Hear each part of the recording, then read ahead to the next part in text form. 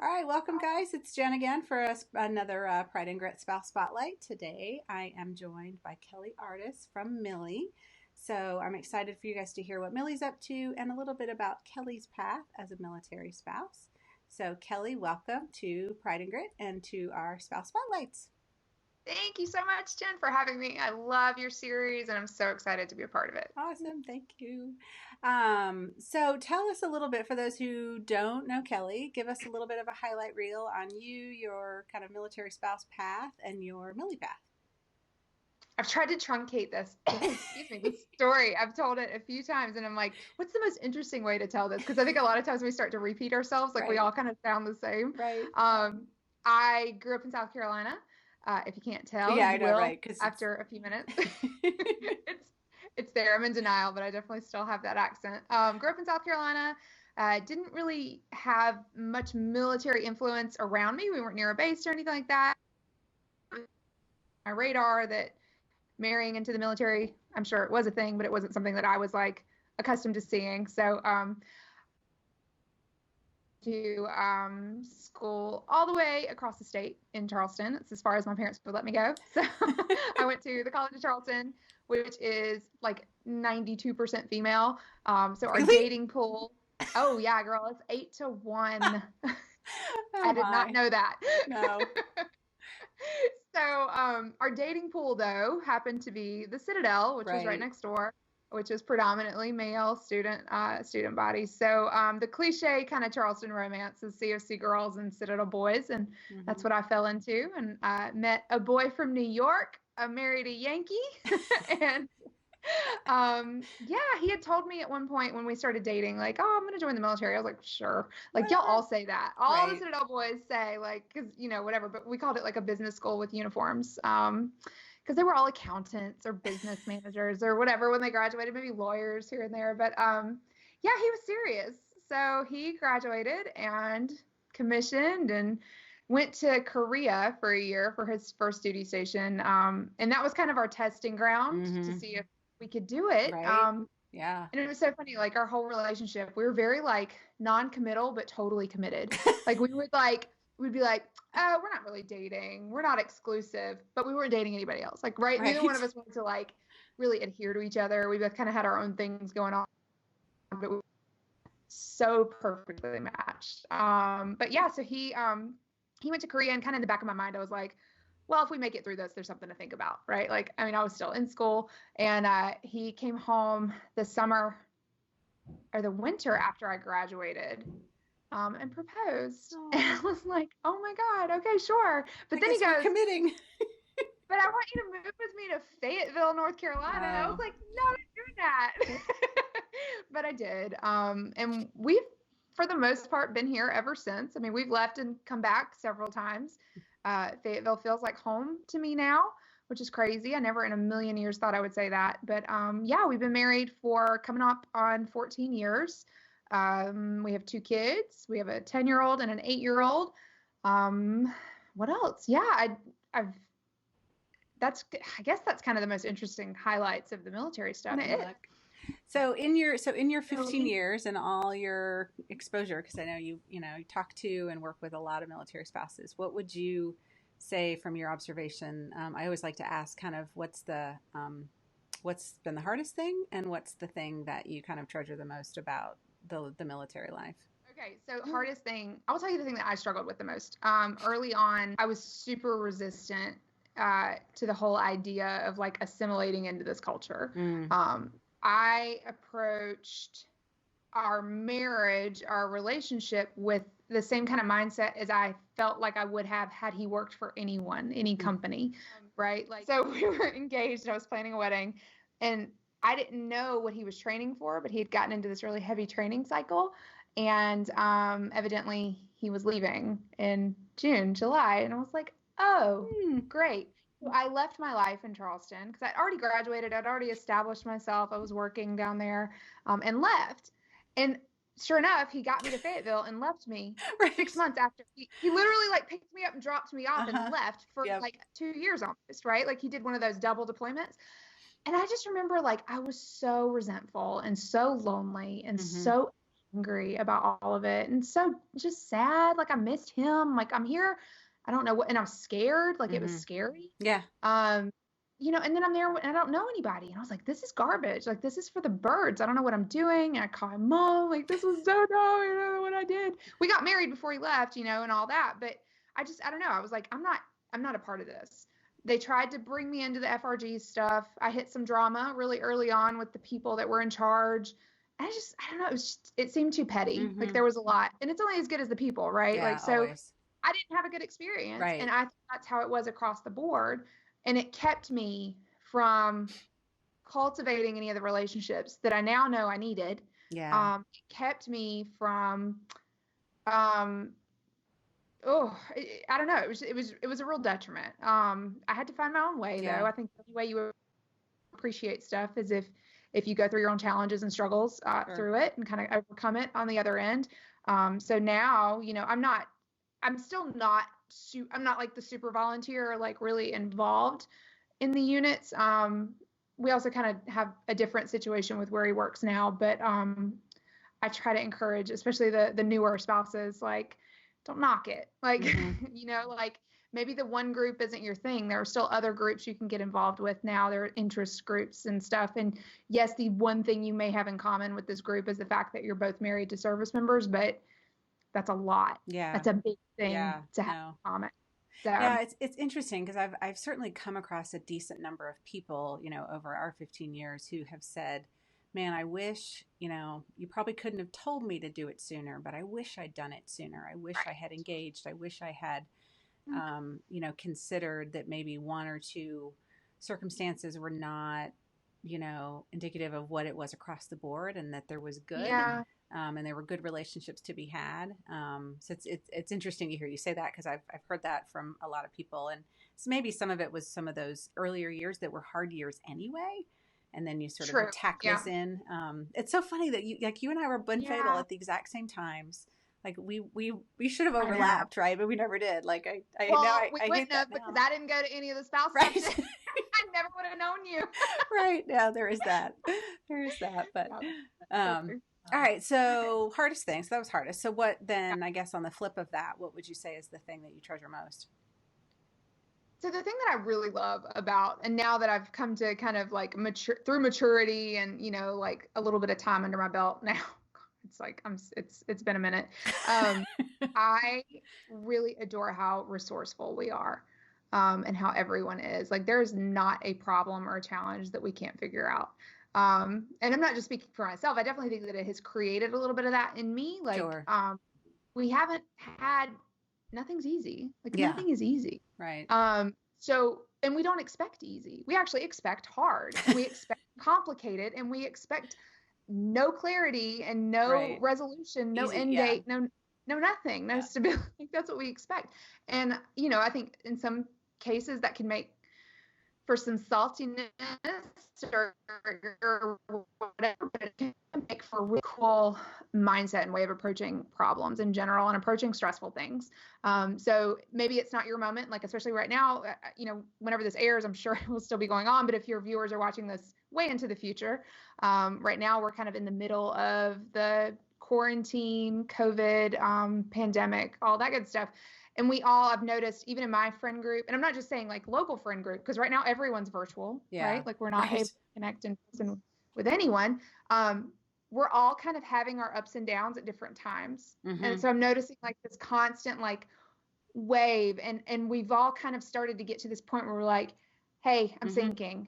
And everyone else can come in, and like, it doesn't matter if it's just sharing stupid memes or getting on, a group chat and drinking wine, or like whatever it is. Like we've all started to kind of get attuned to like when someone else is struggling. And we know like, okay, we're here for you. We've got you. We're going to figure this out. Yeah. So no matter what the problem is, maybe you're at your wit's end in that moment. There's a whole crew of other people that are willing to step in and like figure it out for you. And also you're going to turn around and do the same for somebody else. Yeah. I just don't know if that exists in the same way in other communities. I mean, I'm sure maybe it does, but I feel like it's pretty unique to our experience, and I love it. It's great. No, I don't know if you had seen it. Christine had written a what I thought was a great article about kind of the time that we're in and the fact that like we, as much as anyone else, is poised to handle this, in a way that's just maybe different than our civilian counterparts, because Maybe, we yeah. have, like you said, we have experience with uncertainty. We have experience with Yep. the unknown, and we may not like it there, but we do have a level of comfort there. And so she was talking about how much of a service we can be to our civilian neighbors who don't have Yeah. that framework and who are, having a harder time. And I think that's true, not just now, but just in general. There are certain things that we really are poised to be able to help, others who don't have the same skill set that we have because they haven't had to.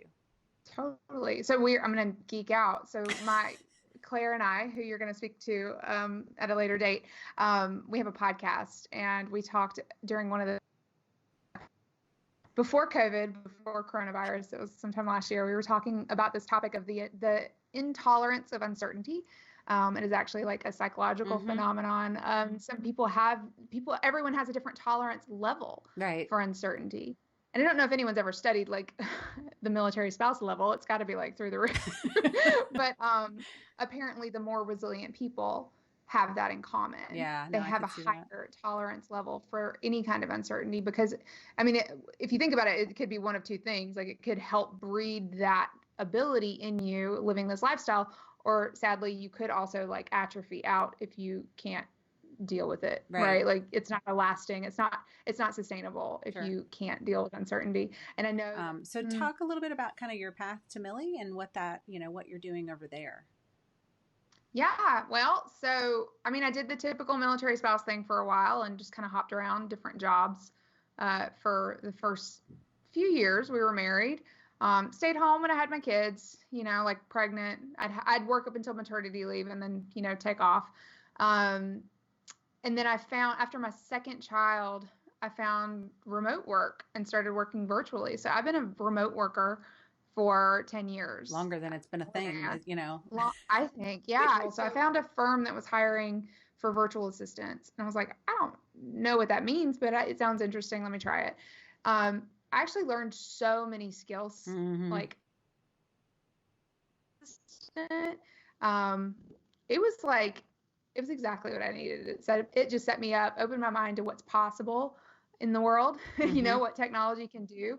And we had a rental property here in Fayetteville that I wanted to manage on my own. Like, I wanted to self-manage it. And then our tenants dropped their notice, and I was like, oh, I need somebody that I could call and hire to just go and like let the painter in, right? Open the door, let the painter come in, and then check behind him, make sure it's good before I pay him, right? Yeah. I have a million friends here in Fayetteville, but I'm not one to lean on friends like that. So I would rather pay somebody to do that work for me and also expect a professional result back. So I was just struggling with it. I think I vented one day on Facebook, and a friend of mine was like, oh my God, you have to see this new company. And it was this brand new baby company that had like literally just launched the month before, a couple of weeks before. And it was MILLIE, and they were hiring for a social media manager. And they were recruiting for scouts. And scouts were exactly what the thing was that I was looking for. Right. I was like, this should be a thing. And my friend's like, it is a thing. Check this out. I'm like, yes. So I applied to be a scout. And then I also applied to be the social media manager. It was hilarious because it was like, I had to really kind of be creative on my resume. So I met with the founders, and luckily they were in Arlington. So I was up there. I was like, cool. So we actually had an interview like in person. And it was funny because I interviewed through the first tier of people and got passed up to the co-founders. And I remember thinking the interview was not going well because they weren't asking me anything about social media.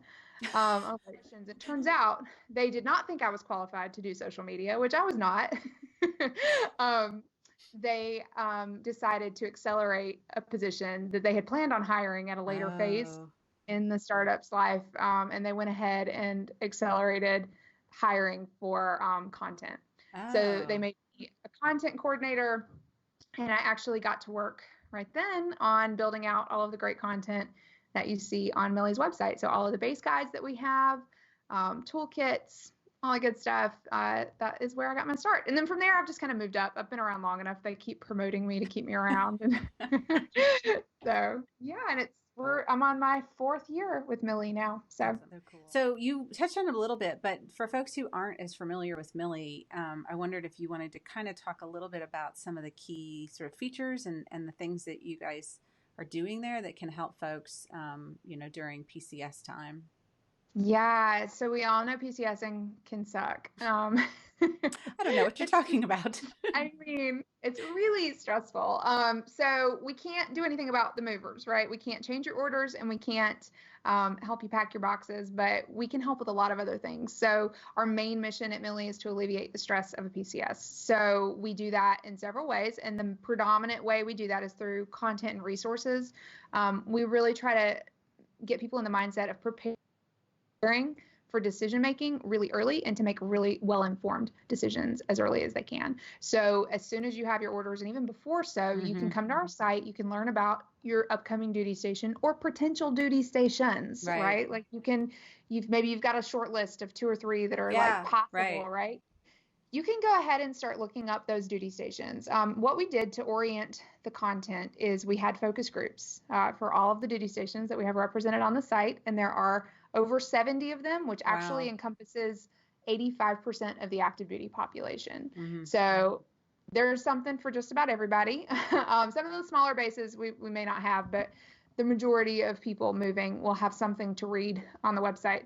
And they're all kind of apples to apples. So even if you have that short list, you can kind of click through the 3 top choices or whatever, and you're going to get the same content for each installation. Right. So you're going to see, the school overviews, you're going to see commutes, you're going to see maps that are like cut we created and kind of filtered out everything that you don't really need, right? So we have unit headquarters on the map compared to, and commutes from like different units or state, like Fort Bragg. So you're familiar with Bragg. We've got Camp McCall way over here. We've got Pope up here. And that matters. Right. You start looking at where you're going to live. That could be an hour plus commute, depending on which outlying community you choose to live in. And if you don't know that ahead of time, you can find yourself in a really bad situation that you're miserable with. So, we just try to present as much information as possible to give you an idea of like where you want to be, right? So then if you're deciding to work with a real estate agent or, find a rental, you have a really good idea of like which area, what neighborhood, what community you're looking at. So it makes you an awesome client, first of all. If you're with a realtor, you already know, like they don't have to go through the whole thing with you. They're also not going to like stereotype you and plunk you out where all the military people live, right? Have you ever had that? Agents are like, oh, you'll want to live over there in that town. Yeah. And it's like, okay.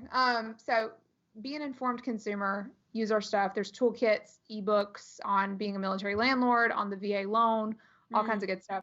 And then when you decide if you want to work with an agent, we have a real estate agent network. It's a referral network, and they are called AgentHeroes, and they're all exclusively military veterans and military spouses. So they have actually PCS'd. We know there's a ton of amazing real estate agents out there that serve the military population, but we wanted our network to be special in that way so that you're working with someone that has served in the same way you have. And then they also have to meet really some pretty high marks as far as the volume they do, how long they've been in as an agent. They're doing it full time. It's not like a hobby thing. They're going to give you the attention you need. Right. Because the last thing we want you to do is to start working with an agent, have a bad experience, or have somebody that's not responsive. Right. Someone who adds stress, right? The whole point is taking stress away. Exactly. So like you need to make sure you've got the right resources and the right people that are truly going to alleviate stress. And who better than an agent who's lived it? Who's been there. To understand that, right? So what we do is we have a concierge that'll pair you up. You just enter your name, because that's another decision that's just one that'll kind of weigh on you. Like, have you ever asked in a Facebook group, hey, I'm looking for a real estate agent recommendation, and then you get 5,000 comments. You might as well open a phone book and start from there. Like, what's the difference, right? So let us make that small little decision for you. It's not an obligation. You still need to interview agents, right? But let us pare that list down for you, and take that one little decision off your plate. So our agent heroes are great. And then we have our Scout network, which you know all about. Stupid. In a normal year, in a normal season, when you can't get out there, maybe you can't do, time off work, childcare, travel, all the things, right? To be able to do a recon trip for a housing or for a house, you can hire a scout to go and FaceTime tour you through the home, right? Or if you own a house, someone like I needed someone to let the painter in, right? And I could just pay that person for her time and then move on with my life and not have to worry about all of the sunk costs from paying a bad property manager. So yeah, we love our scouts. We think they're great. And just hopefully there to help, again, alleviate stress and make sure that people are making good decisions with all of the information possible. Yeah, no, I mean, some folks who follow the page know that I had enlisted the desperate help of a scout recently to secure our housing at the next duty station. And it was just key in an area where the housing market is, had a lot of demand and not a lot of things don't sit on the market very long. And there just wasn't time to get out there. But I just wanted something locked in so it could alleviate some stress. So, it's peace of mind. You just wanted one more set of eyes on it. Like, just, is it okay? Right. Is it across the street from a penitentiary and they forgot to put that in the listing? Like, listen, or does it reek of cat pee? We've had that too. No. Like people, it looks beautiful in the pictures, but then they've got a kid with allergies and the scout walked in and was like, whoa. Yeah. Like, you should know. I don't know if that smell's coming out. So, yeah. Now, the other thing I love that you guys are doing are your Baysides. So for folks, if they haven't seen those, they should definitely, I think, check those out, because I'll let you can speak to them better than I can, but I'm a huge fan of just the idea of being able to get firsthand knowledge of what a particular area is like. So we kind of modeled it's a weekly live stream show that we do on our Facebook channel. It's at Go Millie is our page. And they're called Baseside Chats. And it's kind of a play on Fireside Chats, because we wanted to be kind of the voice of calm. So, back in the day with the Fireside Chats from Roosevelt, that was his opportunity to use a new and emerging media, which was radio at the time, to speak to Americans and say, hey, we're going to be okay. There's some scary stuff happening in the world. I'm right here. I sound calm, cool, and collected. Right. Maybe, I'm not saying I do, but I'm saying he did. And we'll get through this. And it really did kind of it gave people kind of a moment in their day to just be like, okay, we're still okay. So we wanted to play on that. We know it's a stressful time. Being able to see that someone else is going through the same kind of things as you are. And then also they're okay. They're still smiling. They're still cracking jokes. Right. They're getting through it just the way the rest of us are. So the main idea, though, is to kind of deep dive into duty stations, or maybe it's a topic or an area of expertise that a military spouse has. That's pretty much who all of my guests tend to be. So they either can talk about, planning your finances for a PCS with a financial counselor, or, whatever their realm and kind of niche is. We try to, make sure that we're sharing something of value for our followers, but then also okay, well, we're East Station. Tell me all about it. Yeah. Does it live up to the stereotypes like Vietnam? No. Right. Actually, because there's a lot of apprehension that can be surrounding a move too. If you don't know where you're going, or you don't know anybody that's been there, or you've heard bad things. Sure. Because some places all you hear are bad things. Yeah. You know what? Let me show you somebody at Fort Irwin that's doing okay. Right. That's a tough one, but we can find that. We can find something like, hey, how did you do this? How are you thriving? What are some things that you found 6 months into your duty station, instead of that you wish somebody else would have told you from day one, to give you a leg up? Because we have limited time at a place. We don't have a ton of time to reacclimate, and we find ourselves losing huge chunks of our lives every PCS because we're shutting down and building back up. What if we could compress that and do that more efficiently and enjoy our lives and enjoy the time we have at each duty station? So that's kind of the goal. I love it. I get to meet all kinds of new people, talk to them online. It's so fun. Yeah. And you seem to have a lot of fun with it. I do. It's not normal. I really, I get real exhausted. I'm a borderline extrovert. I won't say I'm either one. But live events, if I'm in person, I could not do that once a week. But I love doing it on the screen. There's some sort of safety or barrier. When else would I meet someone that's in Italy? I mean, I had a chat last week with a woman in Italy. I was like, this is so great. And not only did I get to talk to her about Okona's moves, but she's in Italy right now in the middle of coronavirus. And I'm like, hey, we want to check on you. Are you okay? How are you? How's your community? And she had wonderful things to say. I mean, yes, it's tough and things suck. It's a lot of stress and it's really tragic, but they are doing all right. Sure. And here's how. Yeah, I don't know. I right. think The here's how, I think, is the key for, it's the key for everything, right? Like, you know, just knowing that there is a path from point A to point B. Yeah, we'll see. No, yeah, there is. Yes. And we just, we're pretty much everything we do, we try to embrace the positive. Again, you can't do anything about your orders. Right. You're headed where you're headed. So why do you want to start off a whole period of your life on a bad foot if you don't have to?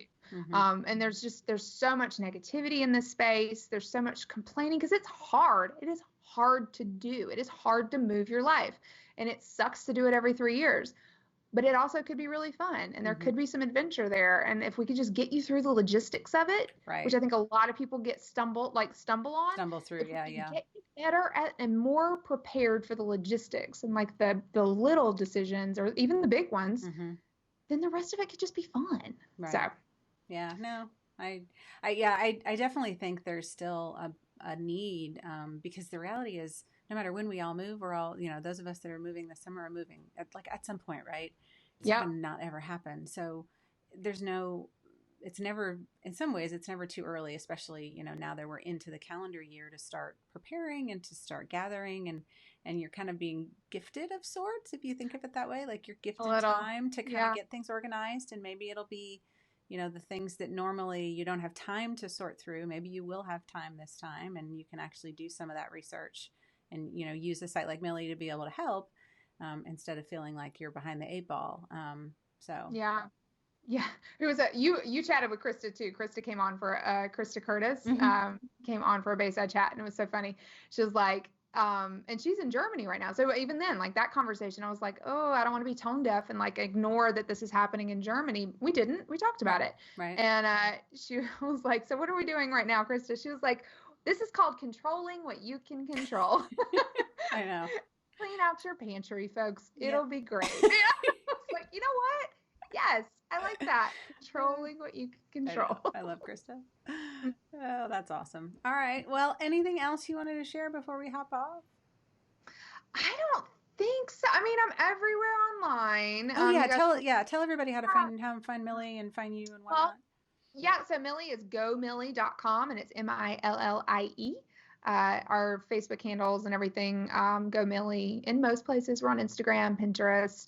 But yeah, I would just encourage, especially if you've got a PCS coming up this year, next year, or if you know people that are moving. I'm not sure how much of your audience might be like mothers or aunties or just like military lovers, which I know there's a lot out there. If you know someone that might be moving and needs a resource or feels lost, we'd love to welcome them in. We have a really great Facebook group. It's called Moving the MILLIE Way, where we have a ton of supportive folks in there. And again, it's all about setting the tone. There are some crazy Facebook groups out there where you can just get inundated and bogged down with scary stuff. Right. No, I mean, about a new duty station or drama or whatever, but like, we're not about that. So, we can answer questions, help you move. We've got tons of ebooks, lots to read.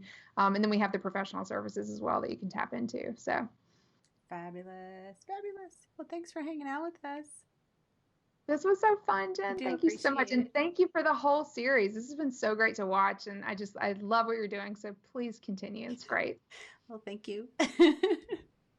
All right, guys. So that's it for our chat with Kellie. Hope you enjoyed that, and hope you're going to check out MILLIE. Obviously, as always, I'll put all the links that you need to get quick access to that.